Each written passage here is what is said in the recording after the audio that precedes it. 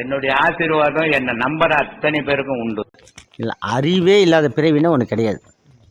சாதாரண ஒரு எறும்புல இருந்து நம்ம கண்டு செஞ்சு இப்போ வந்து சின்ன பொருள் எறும்பு, பெரிய பொருள் யானை, அதுக்குள்ளே ஆயிரக்கணக்கான இது வருது. இதில் வந்து சின்ன எறும்புலேருந்து யானை வரைக்கும் எல்லாத்துக்குமே அறிவு இருக்குது. அறிவுன்னு ஒன்று இல்லாத இயற்கையிலேயே ஒரு அறிவு இருக்குது. அதுதான் வந்து அனுபவ அறிவுன்னாங்க. அந்த அனுபவ அறிவு வந்து அது வந்து சத்தியமான பொருள், அதில் வந்து கலப்படமே கிடையாது. ஆனால் அதுக்கடுத்து இப்போ நம்ம மனுஷன் பண்ணுற அறிவுலாம் வந்து புக்கில் படித்து ஒரு கலெக்டர் ஆகிறான், ஒரு சிஎம் ஆகிறான், ஒரு ரவுடி ஆகிறான், ஒருத்தர் இதாகிறான், அவனுக்கு அறிவாது. அது வந்து புத்தக அறிவு. இந்த புத்தகத்தில் இருக்கிற இப்போல்லாம் வந்து மெமரின்னு சொல்லி எழுதி பார்த்து அது கல்வின்னு சொல்கிறாங்க. அது வந்து வயிற்றுக்கல்வி. ஐயா சொன்னது தான் பூரா வயிற்றுக்கல்வி. அதை வச்சு என்ன பண்ண முடியும்?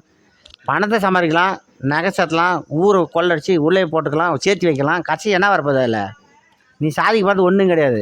ஆனால் உண்மையிலே அதுதான் முக்கியம் நினைக்கிறான். இந்த ஒன்றும் இல்லை, இந்த ஊரே ஒருத்தன் பேரில் இருக்குது.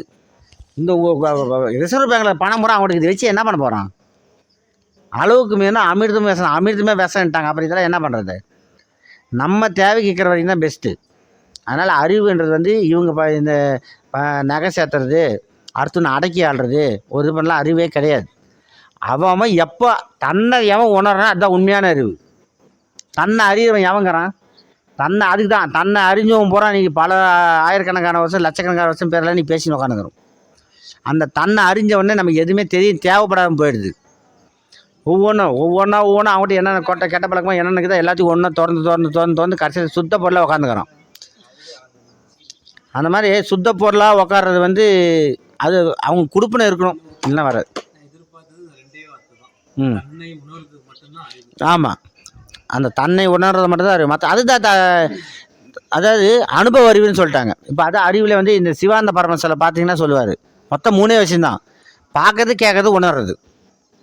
ஆனால் ஒன்றும் என்ன பார்க்குறது, கேட்கறது, உணர்றதுன்னுவாங்க. பார்க்குறது வந்து கண்ணில் நீ பார்க்குறது, படிக்கிறதெல்லாம் பார்க்குறது, அடுத்தவங்க சொல்கிறது, ஒருத்தர் சொல்கிறதெல்லாம் கேட்குறது, தானாக உணர்றது. இது அந்த தானாக உணர்றது மட்டும்தான் உண்மையான அறிவு. அது வந்து நான் உணர்ந்து எனக்கு சத்தியம், நீ வந்து உனக்கு சத்தியம். அதனால் அதுக்கு தான் சொல்கிறேன். நான் ஒரு பொருளை சாப்பிட்டு நல்லா டேஸ்ட் ஆகுதுன்னு சொன்னால் உனக்கு என்ன புரிய போகுது?